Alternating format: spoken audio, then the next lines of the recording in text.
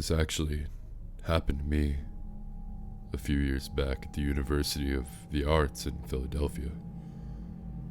My sophomore year, I roomed with a girl named Kara.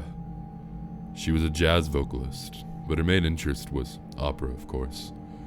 We had a small room on the 6th floor of a dormitory called Juniper Hall. The walls were thin, and her late-night singing and voice practices would keep me up late.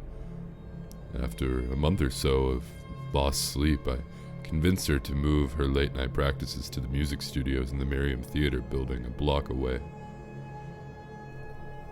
Around 8 one evening, Kara announced that she would be practicing late for an upcoming recital and probably wouldn't be home until around midnight. Great, I thought. That means I can go to bed early. I was beat. I'd had a horrible day in acting studio and was ready to pass out as soon as I had dinner. She said goodnight and left, coffee and sheet music in hand. I made some grilled cheese that night with some soup, and I gobbled it down and immediately began preparing for bed. By the time I got out of the shower, my eyelids were so heavy I could barely brush my teeth. I pulled on my PJs and crawled into the top bunk of our bunk bed. I was out as soon as my head hit the pillow. I should probably take a second to describe the layout of our apartment, right? Well, when entering the apartment, the bedroom was just through a door immediately to the left. Our bathroom was inside the bedroom, just past the bunk beds.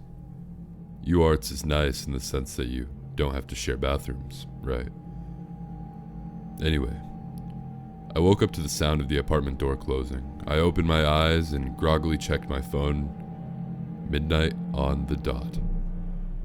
I rolled back over and closed my eyes. I heard Kara enter the room and stop in front of the bunk bed, checking to see if I'm actually asleep. At least, that's what I thought at the time. She flopped down on the bed below me, which was strange, as she was a stickler for brushing her teeth and washing up before bed. Then again, exams were just around the corner, and we were all exhausted. The mattress below me creaked. And then it was silent. I couldn't even hear her breathing. I started to drift off again. I was just on the edge of deep sleep when I was startled awake again by a noise. It was a key in the lock, and the door opening, and Kara entering our apartment humming an opera tune.